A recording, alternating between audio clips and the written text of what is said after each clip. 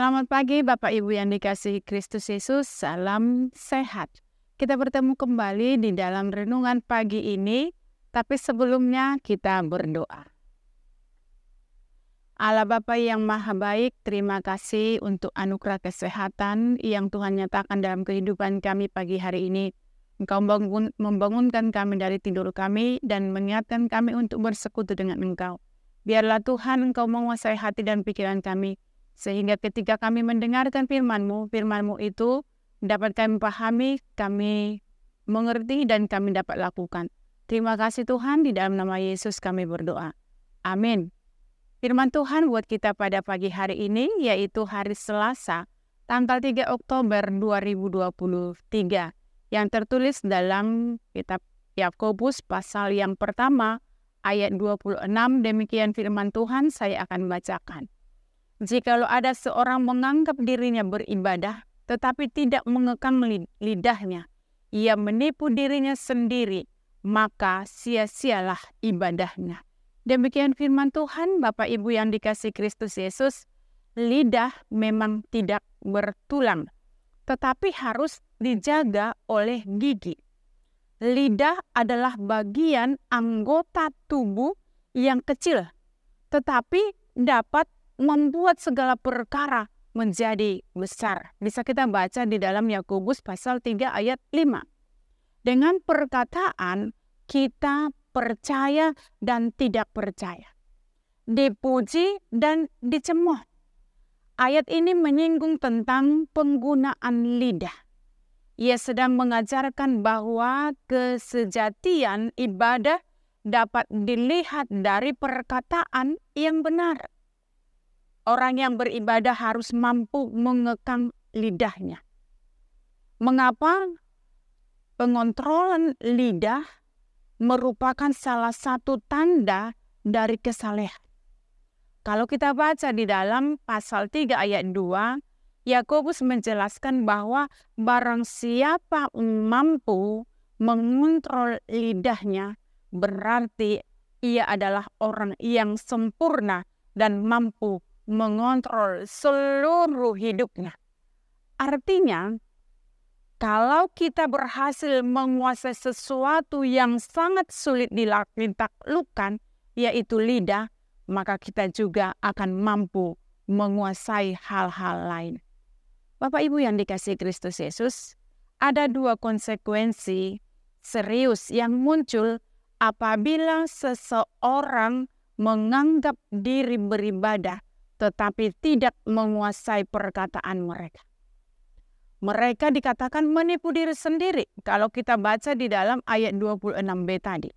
Ini adalah ketiga kalinya Yakobus memperingatkan penerima surat tentang penipuan diri sendiri. Bisa kita bandingkan itu pasal yang pertama ayat 16, ayat 22, dan ayat 26. Tidak ada yang lebih berbahaya daripada penipuan terhadap diri sendiri. Orang yang menipu diri sendiri sedang berada dalam bahaya, namun ia tidak menyadarinya atau sengaja menyangkalinya. Ia tidak merasa perlu untuk berubah menjadi lebih baik. Itu yang kita lihat. Dan yang konsekuensi lain adalah dikatakan lidahnya sia-sia. Itu yang dikatakan 26C. Penggunaan kalau kita baca di dalam bahasa aslinya, kata mataios dikatakan sia-sia. Di bagian ini perlu digarisbawahi. Kata yang sama muncul berkali-kali dalam Alkitab, sebagian besar merujuk pada penyembahan berhala. Dengan kata lain, Yakobus ingin menegaskan bahwa ibadah tanpa penguasaan lidah tidak lebih baik daripada ibadah kepada para berhala yang bisu. Seseorang yang giat beribadah dan melayani dengan luar biasa, tapi sering melontarkan kata-kata yang kasar, tidak pantas, tidak membangun, dan menjatuhkan orang lain. bagaimana pandangan kita terhadap orang tersebut. Pasti tidak akan ada yang terpesona, apalagi terkagum-kagum dengan ibadah atau terhadap pelayanannya. Karena apa?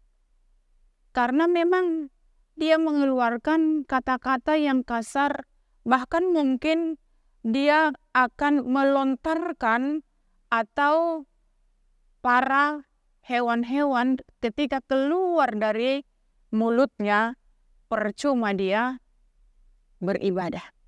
Kata-katanya tidak mencerminkan orang yang mengaku percaya kepada Yesus. Bagi Tuhan dikatakan ibadah menjadi sia-sia ketika kita tidak bisa mengekang lidah kita. Saat sedang marah, apakah kita mengeluarkan kata-kata hujatan atau kata-kata kasar? Apakah kita mudah berbohong dan sulit berkata jujur? Ketika tidak suka atau kecewa dengan seseorang, apakah kita menyebutkan atau menyebarkan keburukan dan sengaja membentuk opini publik agar menyetujui ketidaksenangan kita terhadap seseorang? Jika hal-hal itu masih terjadi, berarti kita belum mengekang lidah kita. Janganlah ada perkataan kotor keluar dari mulutmu, tetapi pakailah perkataan yang baik untuk membangun, di mana perlu supaya mereka yang mendengarnya beroleh kasih karunia. Dikatakan Rasul Paulus dalam Efesus 4 ayat 29. Saat kita marah, ingatlah bahwa kita punya kendali atas lidah kita.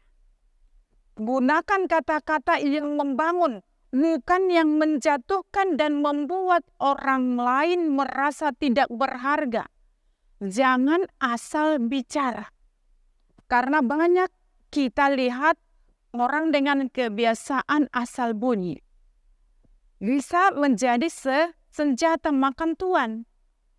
Oleh karena itu Bapak Ibu bijaklah dalam berkata-kata, bicaralah hal yang benar, baik serta bermanfaat bagi diri sendiri dan sesama. Bukan agar kita terlihat pintar, saleh atau keren, bukan. Tetapi karena itulah yang diinginkan oleh Tuhan dalam kehidupan kita. Itu sebabnya tadi Yakobus mengatakan, jikalau ada seorang menganggap dirinya beribadah, tetapi tidak mengekang lidahnya, ia menipu diri sendiri. Coba kita bayangkan, dikatakan ketika kita katakan kita beribadah, tetapi yang keluar dari mulut kita ini yaitu kata-kata yang kasar, kata-kata yang menyinggung perasaan orang lain. Dikatakan di sini kita adalah sedang menipu diri sendiri.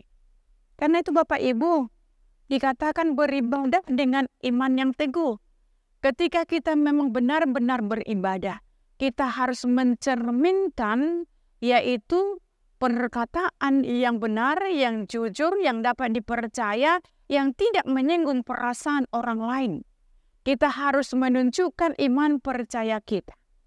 Dikatakan lakukanlah ibadahmu dengan doa, ucapan syukur, pujian kepada Tuhan dengan setulus hati dan segenap jiwa. Lakukanlah ibadah yang murni dan yang tak bercacat di hadapan Allah Bapa kita. Karena itulah yang diinginkan oleh Tuhan dalam kehidupan kita. Karena itu mulut ini atau lidah ini sangat berbahaya. Kita harus mampu mengendalikan mulut ini, lidah kita ini, supaya kita tidak terjerumus dengan hal-hal yang membuat kita jatuh dan membuat ibadah kita sia-sia. Ini adalah peringatan yang sangat keras kepada kita, supaya kita mampu mengendalikan lidah kita ini, supaya kita juga menunjukkan jati diri kita sebagai orang yang taat setia kepada Tuhan. Amin, kita berdoa. Kami bersyukur untuk firman-Mu Tuhan di pagi hari ini yang mengingatkan kami kembali supaya kami Tuhan mengendalikan lidah kami. Walaupun lidah ini alat yang kecil tetapi sangatlah berbahaya yang bisa membuat kami ke dalam yaitu hal-hal yang membuat kami terjerat.